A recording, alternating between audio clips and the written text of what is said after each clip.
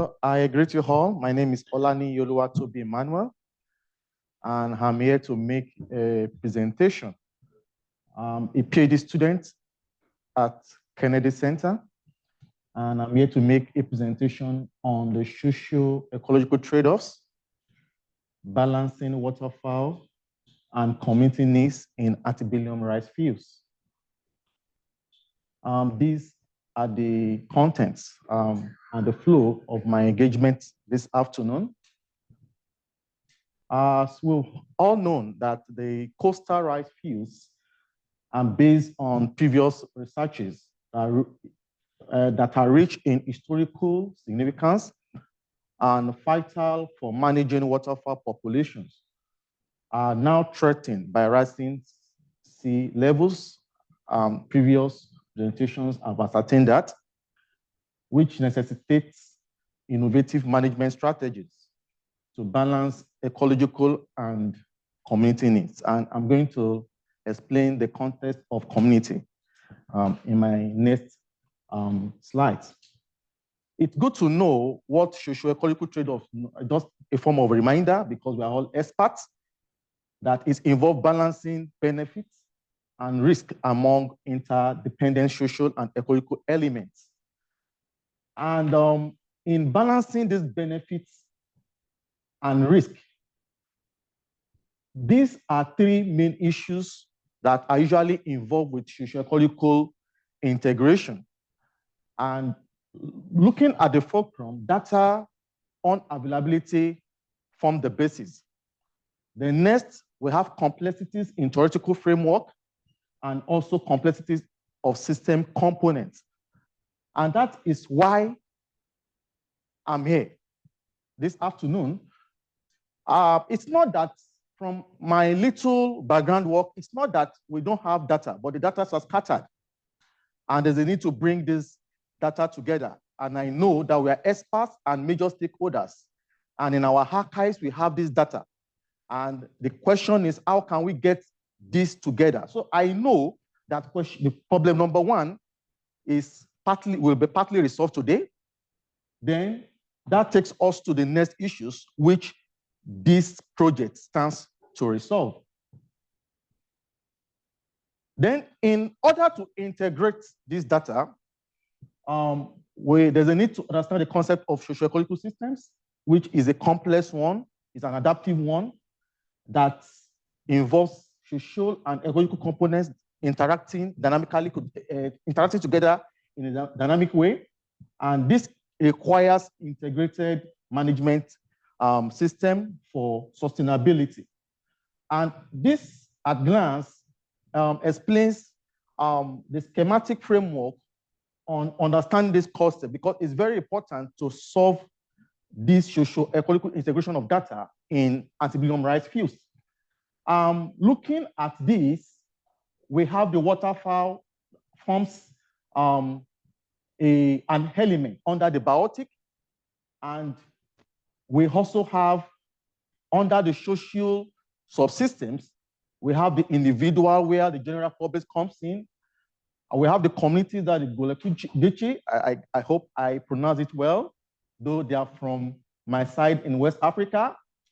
We have the institutions, and that's the plantation manager. So we are categorizing these community needs, the community, into three categories for development of an integrated system. So we have the ecological invoking pressure on these three social categories, and we have them responding to these components. And with all this interaction, depending on the management system, it could lead to two things. One, it could lead to a tipping point where it could be irreversible, a damage to the ecosystem.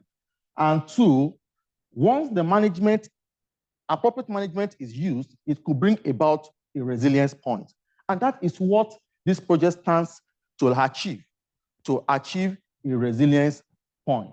And to achieve that, based on literature, there's a need to develop an integrated adaptive tool. And that takes me to mention the main objective of the study, and that is to develop a decision support tool that aids resource managers in making decisions about how to effectively manage historical rice fields for waterfowl and other ecosystem services in South Carolina, USA. And specifically, 3 objectives. There's a need to gather.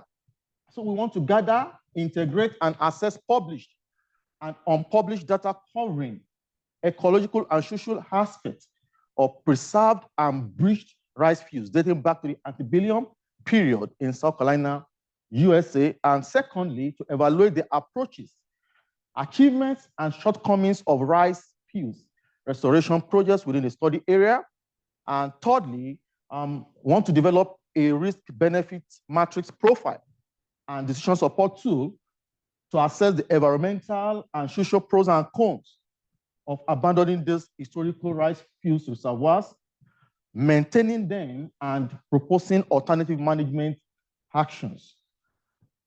This study area crossed through along the Atlantic coast, and it's been established from 2021 that there are 9 counties that comprise the antebellum field, that's the rice antebellum rice fields. And based on the size of the rice fields, we are choosing 5 counties for the field-based rapid assessment for the data that we couldn't acquire secondarily. At a glance, this summarizes the data collection methods and sampling design. The data types is going to be secondary, primary. It's more of social and environmental. And looking at this, they are published and unpublished. And we plan to address that through stakeholders meeting and online surveys. We have the published, yes, a lot of work have been published on the antebellum rice fields, but through systemic review as proposed, and that's using the Prisma method, I plan to extract all those information. But in terms of target groups, we are looking at the local communities, the general public, and the plantation managers. And looking at the sampling units, we are looking at the private and public lands. Then there we have the tidal broken, tidal functional inland, then whole, going to the primary. The data that we couldn't acquire through secondary means, then we go through the social aspect. Looking at this point social, then we'll get that through stakeholders meeting, online surveys, focus group discussion, and individual interviews. Then the environmental data to remote sensing and rapid assessment. All we have the social equity data. So that's how to resolve the first issue of social integration. The tool is going to be robust, interactive, and stakeholders driven. And that is why find their literatures. But based on my little experience, much of this tool is location specific and species specific. And that is why more of the factors that are proposed here is based on a location, based on past work. But I know from our experience, we could streamline or and expand these factors, criteria that will be required to develop this tool. And the first thing in developing the tool is that we want to identify the criteria and factors for decision support tool. And that takes us to 2 phases for stakeholders engagement. And that is where we're going to get our input. There are 11 criteria and 31 factors proposed, but I know this might not be exhaustive, because after engaging with the stakeholders, there are some factors, criteria that will be removed, and there are some that will be added. But based on literature, we have the climatic, and we have the soil quality, the water dynamics, the biodiversity and ecosystem health, the land use and land cover as criteria, hydrology, topography, Then under the social, which I know that is much of where we'll need more of our plantation managers and even the host communities, the Gulakuche. We will look at the farmers and agricultural practices, the socio-economic, the community dynamics, and policy and governance. And that takes to preparation of standardized factor map. Then we will weight the factors using the analytical hierarchical process to weight the factor. And the other thing that I want to mention is we are going to overweight them together. But there's a portion, that's the second objective. How can we know the effort, the successes of the restoration project going on? There are factors we want to look at: the vegetation dynamics, the hydrological connectivity. We want to look at the species diversity. These are going to serve as our dependents, and all this as our independent. Then through machine learning, the boosted regression tree, the Boruta selection algorithm, we want to really know which factor truly is really influencing. One of the factors is also going to be the management approach being used. And from there, we'll be able to know which factors is bringing about restoration of these fields and which factor is not bringing about restoration of these fields. And that is how the risk and management profile is going to be developed. Then also, we are going to develop the decision support tool. However, this tool will be validated because after it's been developed, we bring it back to the stakeholders to validate whether it's the usability and whether it is dependable. Then thereafter, we will come up with prioritization of the site.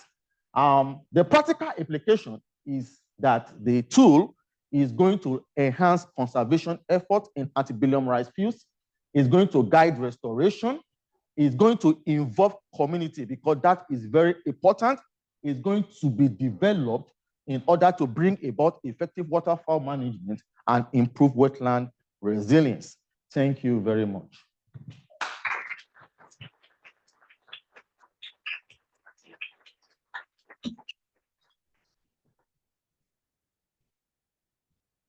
So I welcome questions because we need to put things together to ensure that we have a robust tool, and that is where your input is very important. So we welcome questions in order to enhance this process.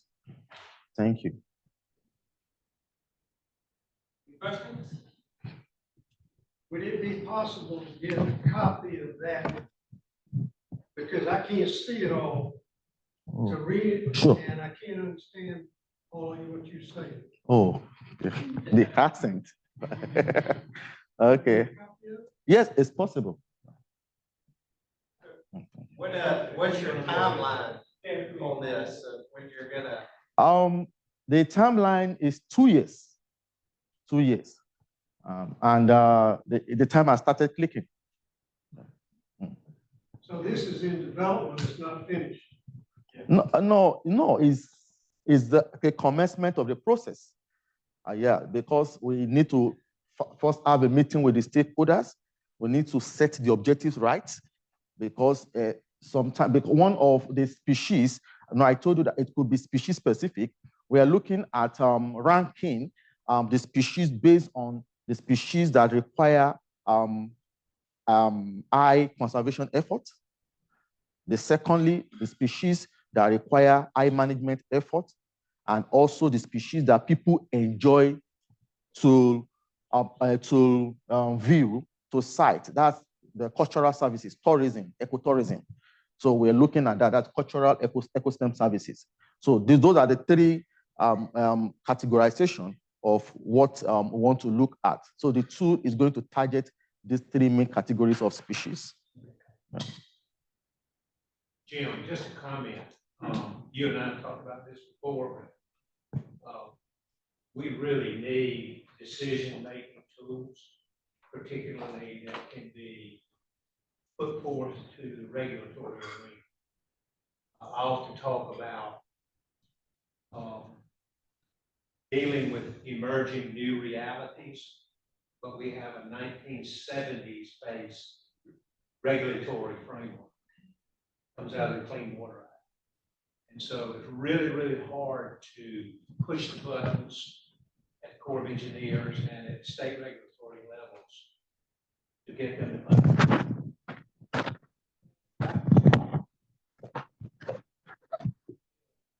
under an antiquated regulatory framework if we're going to preserve these habitats and allow them to emigrate. Yeah.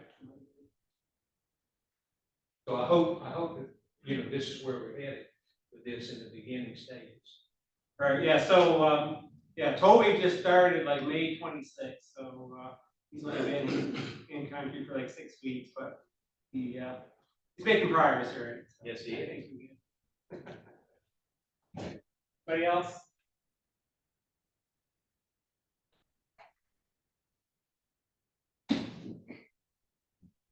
And so thanks, Tobi. The project by Seat is going to be feeding into this model, and then what Crystal talked about with the social components is also feeding into this model. So they're all related.